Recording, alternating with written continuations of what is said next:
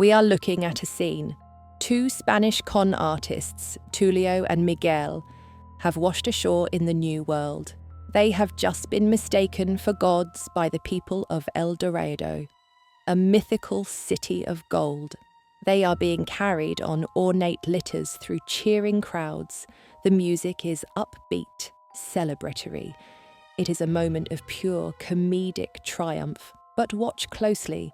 Look past the two charismatic protagonists. Look at the faces of the people carrying them. They are rendered simply as a homogeneous, smiling, brown-skinned mass. They exist as background decoration for a European adventure. This single moment, played for laughs, is built on a foundation of historical horror. This is the central anomaly of DreamWorks' 2000 film, The Road to El Dorado.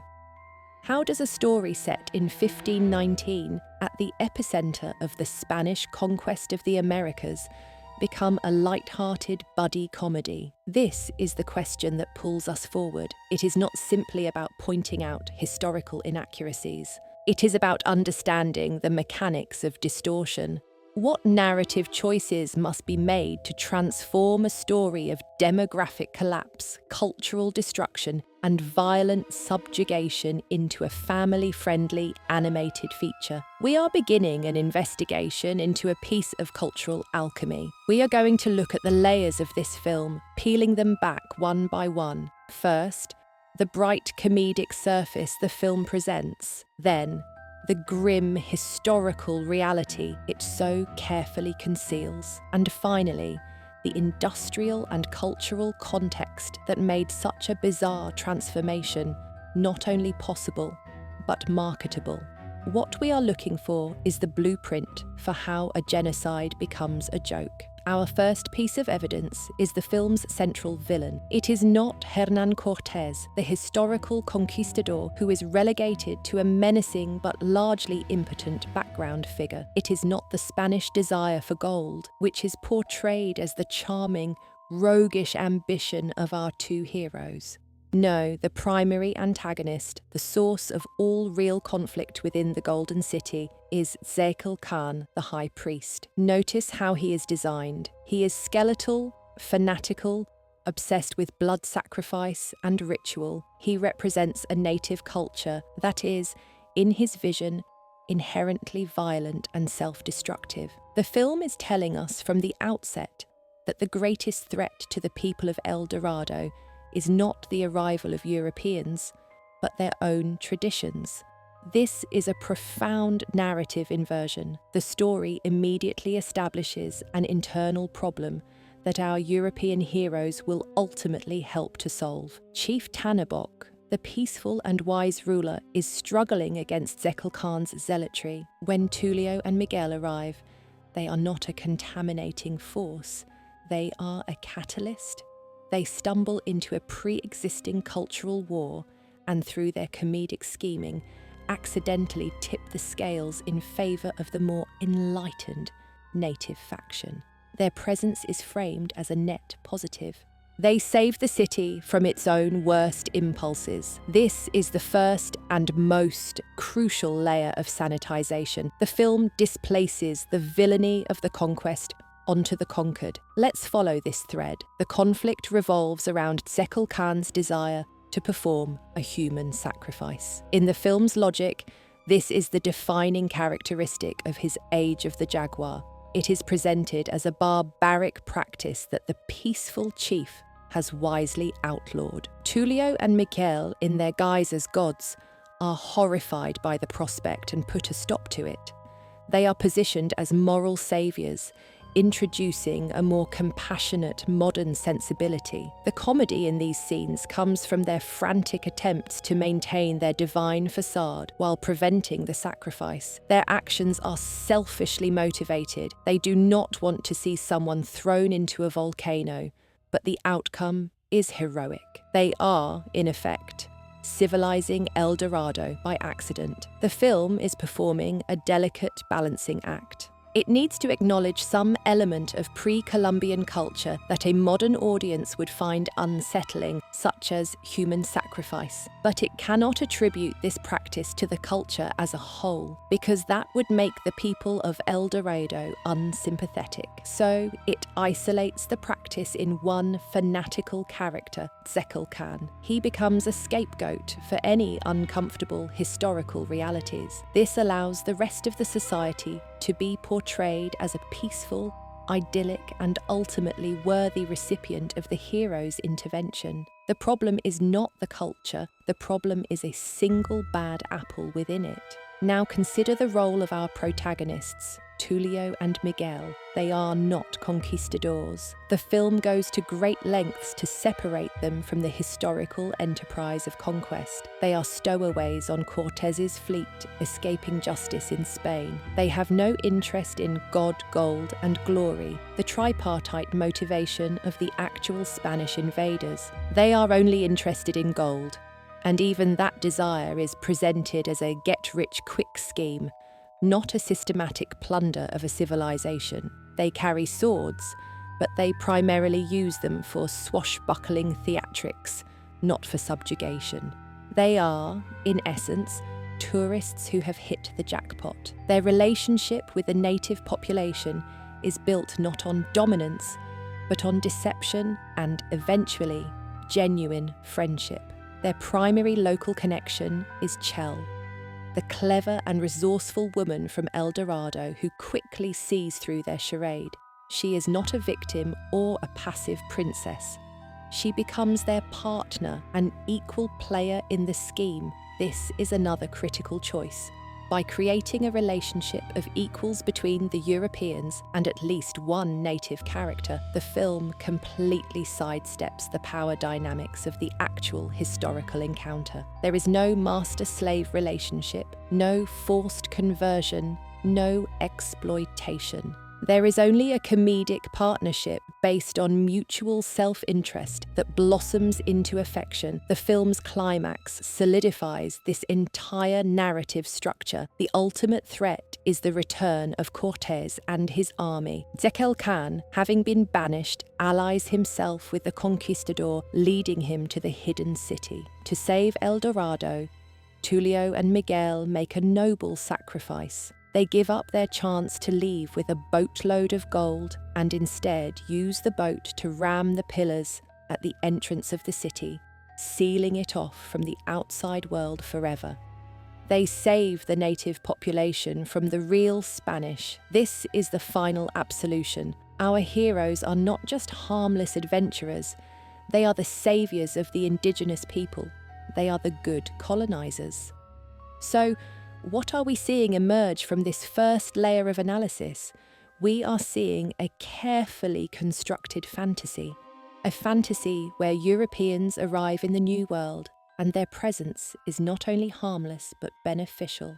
A fantasy where the primary threat is internal native fanaticism, not external colonial violence. A fantasy where the historical roles are reversed and the roguish Europeans become the protectors of the indigenous society from the truly evil conquistadors. The comedy, the romance, the adventure, all of it serves to make this fantasy palatable and entertaining. But that is just the surface. That is what the film shows us. Now, we must ask, what is it hiding? What is the history that had to be so thoroughly erased to make this story possible? We are now moving beneath the surface of the film into the historical bedrock of 1519. We must understand the world that the real Hernán Cortés and his men entered, not the cartoon version. The place they landed was not a single unified land of the natives. It was a complex political landscape dominated by the Aztec Empire, or more accurately, the Mexica Triple Alliance. This was a sophisticated, urbanized society with a vast capital city, Tenochtitlan, that dwarfed most European cities of the time. It had intricate social hierarchies, complex legal codes, and a powerful military that had subjugated many neighboring city-states. This is a crucial point of context. The society the Spanish encountered was not the simple, peaceful utopia ruled by the gentle chief Tanaboc. It was an empire built on conquest and tribute. The city-states under Mexica rule were often resentful of their overlords, and this political fragmentation was something Cortés expertly exploited. He did not conquer an empire of millions with a few hundred men by sheer force of arms. He did so by forming alliances with indigenous groups, like the Tlaxcalans, who saw the Spanish as a tool to overthrow their Mexica rivals. The story of the conquest is not a simple tale of Europeans versus natives. It is a story of a multi-pronged civil war, triggered and manipulated by a Spanish invading force. The film erases this political complexity entirely, replacing it with a single, isolated city that has no history of conflict or empire. Now we must confront the issue of human sacrifice, which the film reduces to the singular obsession of its villain. The historical reality is far more complex and, for modern sensibilities, deeply unsettling. Large-scale, ritual human sacrifice was a central and integrated part of Mexico's state religion and cosmology. As historian and anthropologist Inga Clendinnen explains in her work, Aztecs, an interpretation, these rituals were not the product of random bloodlust. They were deeply tied to the Mexica understanding of the universe. They believed their gods required human blood to maintain cosmic order, to ensure the sun would rise each day. The victims were often captured warriors from enemy states, and the ceremonies were public spectacles designed to project the power of the state and intimidate rivals. The film takes this complex, albeit brutal, cultural practice and turns it into a cartoonish evil. It rips it from its cosmological context and makes it the whim of a power-hungry priest. This serves a specific narrative purpose. By presenting sacrifice in this way, the film aligns itself with the very justifications used by the Spanish conquistadors themselves. The Spanish, in their own accounts, frequently cited human sacrifice as proof of the natives' demonic savagery and as a moral justification for their conquest. They were, in their own minds, saving souls from a devil-worshipping cult. The road to El Dorado, in its own comedic way, replicates this exact logic. Tulio and Miguel, by stopping the sacrifice, are reenacting the very civilizing mission that the Spanish used to legitimize their own atrocities. But the most significant erasure, the great ghost haunting this film, is not political or cultural. It is biological. We are watching a story set at the precise moment of one of the greatest demographic catastrophes in human history, what is often called the Great Dying. For millennia, the peoples of the Americas had lived in biological isolation. They had no domesticated herd animals like cows, pigs, or sheep, which were the original source of many Old World diseases. As a result, they had no acquired immunity to illnesses like smallpox, measles, influenza, or typhus. To the Europeans, these were common childhood diseases. To the peoples of the Americas, they were apocalyptic plagues. When the Spanish arrived, they brought these pathogens with them. The results were catastrophic. Historians and demographers, like Noble David Cook and Charles C. Mann, estimate that in the century and a half following Columbus's arrival, the indigenous population of the Americas may have declined by as much as 90 or even 95%. This was not a deliberate act of biological warfare. The germ theory of disease did not yet exist, but it was the single most effective weapon in the European arsenal. Smallpox, in particular, swept ahead of the conquistadors, ravaging cities, killing leaders, and shattering the social and political fabric of empires. It created a power vacuum that the Spanish were able to exploit. In the road to El Dorado, There is not a single cough, not one fever, not a whisper of disease. The population of the city is healthy, vibrant, and untouched by plague. This is, without question, the most profound historical lie the film tells. To create a light-hearted adventure, it had to erase the single most important and devastating factor of the entire Columbian exchange. It had to pretend that the meeting of these two worlds was a clean, sterile affair, a simple matter of swashbuckling and romance. A story about the Spanish conquest without disease is like a story about the Second World War in Europe without the Holocaust. It is a story with its horrific, defining heart ripped out. Let us also re-examine the figure of Hernan Cortés. The film portrays him as a grim, one-dimensional villain lurking on the periphery. The historical Cortés was a far more complex and formidable figure. He was intelligent, ruthless, charismatic, and deeply ambitious. His own letters to King Charles V reveal a man who was a master of psychological warfare and political maneuvering. He burned his own ships upon landing in Mexico to ensure his men could not retreat. He manipulated the Mexican emperor, Moctezuma II, taking him hostage within his own palace. He orchestrated the siege and brutal destruction of the magnificent city of Tenochtitlan. The violence of the conquest was not abstract. Contemporary accounts, both from the Spanish, like Bernal Diaz del Castillo, and from indigenous sources like the Florentine Codex, describe horrific brutality. They describe massacres of unarmed people, the branding of enslaved individuals, and the systematic dismantling of a civilization. The quest for gold was not a charming, get-rich-quick scheme. It was a violent, extractive industry that led to the enslavement and death of countless indigenous people in mines and on plantations. The film takes this entire system of violent extraction and contains it within the harmless, charming avarice of Tulio and Miguel, whose desire for gold ultimately harms no one and is relinquished for the greater good. What we are uncovering here is a systematic process of replacement.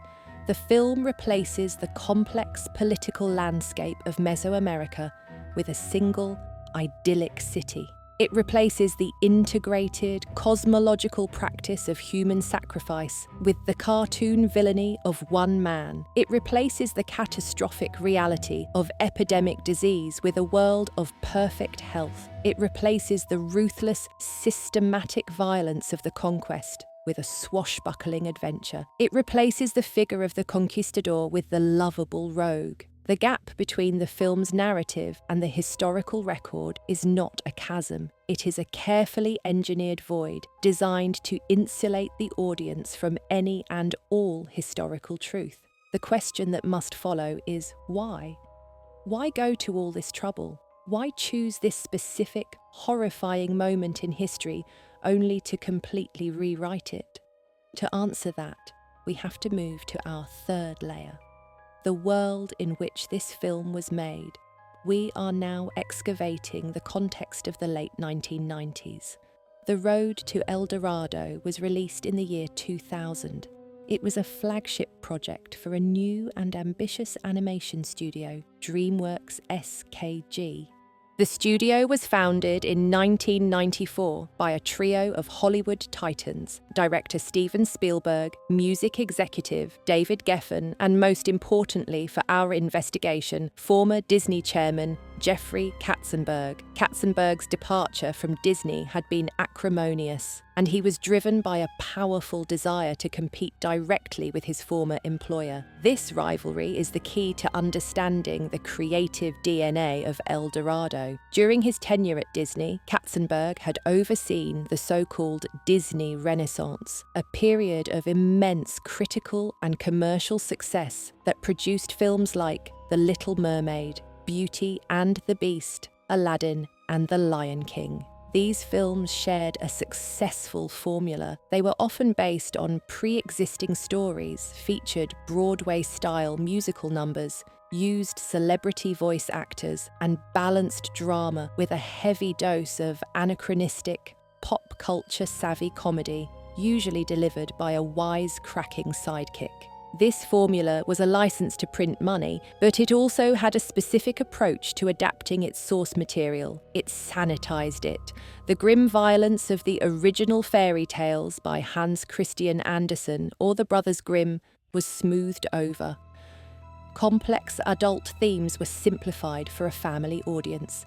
DreamWorks Animation was built to replicate and challenge this model. Their first major 2D animated film, The Prince of Egypt in 1998, was their attempt at a serious, epic drama, their answer to Disney's more earnest projects. The Road to El Dorado, which began development even earlier, was conceived as their answer to Disney's comedic hits, specifically Aladdin and Hercules. The parallels are impossible to ignore. Aladdin featured a charming thief as a protagonist, a non-human sidekick, and a fast-talking, shape-shifting, magical being voiced by a famous comedian. El Dorado features two charming thieves as protagonists, a non-human sidekick in the armadillo Bebo, and, well, they are mistaken for gods, which is a similar dynamic. The film's structure, with its fast-paced banter, buddy comedy dynamic, and songs by Elton John and Tim Rice, the same team behind The Lion King, was a direct attempt to engineer a Disney-style hit. The decision to make the film a comedy was not the original plan. According to interviews with the directors and producers, the project existed for years in development hell. It was initially conceived as a more serious, dramatic adventure film in the vein of classic movies like The Man Who Would Be King. But as the production struggled to find its footing and as the pressure mounted to create a commercial hit that could compete with Disney, a crucial decision was made to pivot hard into comedy. The script was extensively rewritten. The tone was lightened. The buddy comedy elements between Tulio and Miguel were amplified. This shift is a critical piece of evidence. It shows us that the comedic tone was not an organic part of the story from the beginning. It was a commercial framework imposed onto a historical setting. The studio needed a marketable genre, and the buddy comedy was a proven success. The problem was that they had already chosen the Spanish conquest as their backdrop. They were stuck with it. So instead of abandoning the setting, they chose to contort the setting to fit the genre. This is how historical genocide becomes raw material for a comedic formula. The logic is not narrative or historical, it is industrial. The story of the conquest was not chosen for its intrinsic meaning, but as an exotic and visually spectacular backdrop for a predetermined comedic structure. El Dorado, the City of Gold, provided the perfect MacGuffin, the plot device that drives the action. The 16th century setting provided opportunities for swashbuckling and adventure. The historical baggage was simply an inconvenience to be managed. This management of historical baggage reveals a great deal about the cultural assumptions of the late 1990s. This was a period before the widespread cultural conversations about representation, colonialism, and historical trauma that are more common today. Films like Disney's Pocahontas, released in 1995, had already demonstrated a willingness to take a deeply traumatic historical encounter and repackage it as a romance, albeit a more serious one. Pocahontas was criticised at the time for its historical distortions, but it was also a commercial success, suggesting that audiences were largely willing to accept such sanitized narratives. El Dorado took this a step further, believing it could not only sanitize history, but also turn it into a source of consistent laughter. There was also a desire at DreamWorks to be seen as slightly edgier than Disney. This is visible in the film's humour, which is more reliant on innuendo, particularly in the relationship between Tulio, Miguel, and Chell. The famous scene of Tulio and Chell passionately kissing behind a curtain, with Miguel looking on awkwardly, was a deliberate attempt to push the boundaries of a family animated film. This desire for a more adult tone creates a bizarre dissonance. The film wants to be mature enough to include suggestive romance, but not mature enough to honestly confront the violence, disease, and exploitation inherent in its own chosen setting. It is a selective, adolescent form of maturity, focused on titillation while evading responsibility. We can see now that the road to El Dorado is not some uniquely misguided anomaly. It is the logical product of a specific set of industrial pressures and cultural blind spots. It is what happens when a new studio, desperate to beat its rival, decides to apply a commercially successful comedic formula to a historical subject it fundamentally does not respect. The story is not in service of history. History is in service of the formula. The goal was not to tell a story about the Spanish conquest. The goal was to make a film that felt like Aladdin, but looked different enough to be its own brand. The tragic history of the Americas was simply the set dressing for a Hollywood buddy picture. This brings us to the final stage of our investigation. We have peeled back the layers. We started with the film's comedic surface, a sanitized fantasy of a harmless encounter. Beneath that, we uncovered the brutal historical reality of conquest, disease, and cultural destruction that the film systematically erased. And beneath that, we found the industrial and cultural context of the late 1990s animation boom, where commercial formulas and studio rivalries dictated that this horrifying history be force-fitted into the shape of a buddy comedy. Now, we must synthesize these findings. What is the ultimate meaning of this transformation?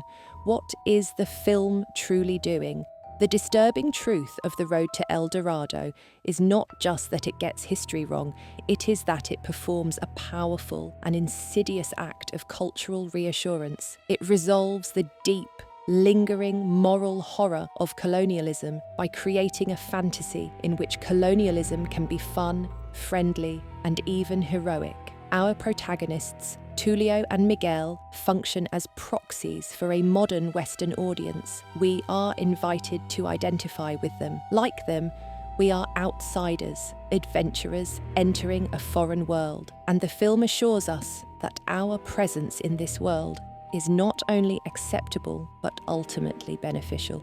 The film achieves this through the creation of the good colonizer myth. It splits the figure of the European invader into two distinct categories.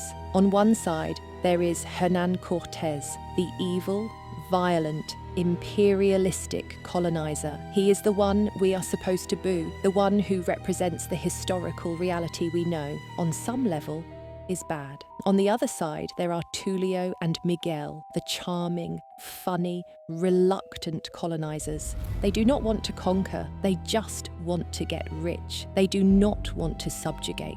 They just want to have an adventure. And in the end, they learn a lesson and become the protectors of the very people they initially set out to deceive.